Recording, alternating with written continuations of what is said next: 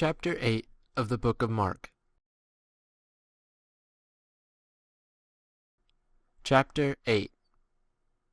In those days, there being a very great crowd, and they having nothing that they could eat, having called his disciples to him, he says to them, I have compassion on the crowd, because they have stayed with me already 3 days, and they have not anything they can eat. And if I shall dismiss them to their home, fasting they will faint on the road. For some of them are come from far. And his disciples answered him, Whence shall one be able to satisfy these with bread here in a desert place? And he asked them, How many loaves have ye? And they said, 7. And he commanded the crowd to sit down on the ground. And having taken the 7 loaves, he gave thanks, and brake them, and gave them to his disciples, that they might set them before them. And they set them before the crowd. And they had a few small fishes, and having blessed, he desired these also to be set before them. And they ate and were satisfied. And they took up fragments that remained 7 baskets. And those that had eaten were about 4,000, and he sent them away. And immediately, going on board ship with his disciples, he came into the parts of Dalmanutha. And the Pharisees went out and began to dispute against him, seeking from him a sign from heaven, tempting him. And groaning in his spirit, he says, Why does this generation seek a sign? Verily I say unto you, a sign shall in no wise be given to this generation. And he left them, and going again on board ship, went away to the other side. And they forgot to take bread, and save 1 loaf. They had not any with them in the ship. And he charged them, saying, Take heed, beware of the leaven of the Pharisees, and of the leaven of Herod. And they reasoned with one another, saying, It is because we have no bread. And Jesus, knowing it, says to them, Why reason ye because ye have no bread? Do ye not yet perceive nor understand? Have ye your heart yet hardened?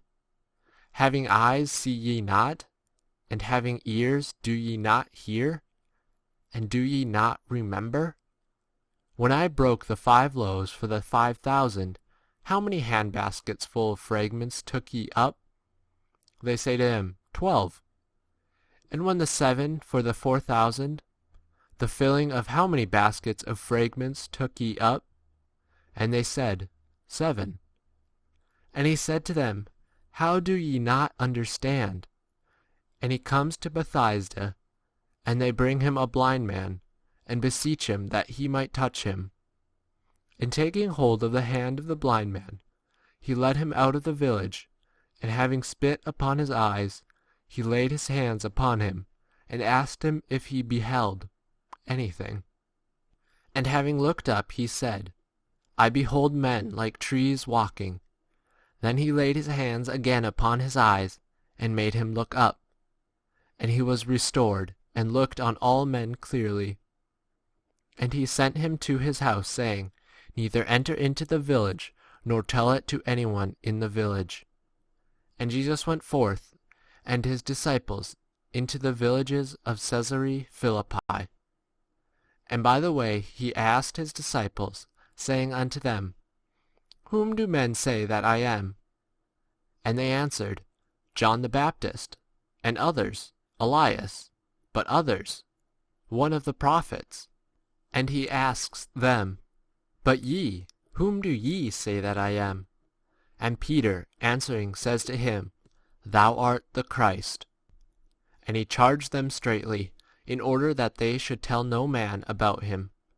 And he began to teach them that the Son of Man must suffer much, and be rejected of the elders, and of the chief priests, and of the scribes, and be killed, and after 3 days rise again.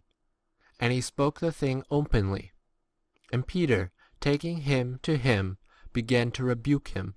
But he, turning round and seeing his disciples, rebuked Peter, saying, Get away behind me, Satan, for thy mind is not on the things that are of God, but on the things that are of men. And having called the crowd with his disciples, he says to them, Whoever desires to come after me, let him deny himself, and let him take up his cross, and let him follow me. For whosoever shall desire to save his life shall lose it, but whosoever shall lose his own life for my sake and the gospel's shall save it. For what shall it profit a man if he gain the whole world and suffer the loss of his soul? Or what shall a man give in exchange for his soul? For whosoever shall be ashamed of me and of my words in this adulterous and sinful generation, of him shall the Son of Man also be ashamed when he shall come in the glory of his Father with the holy angels.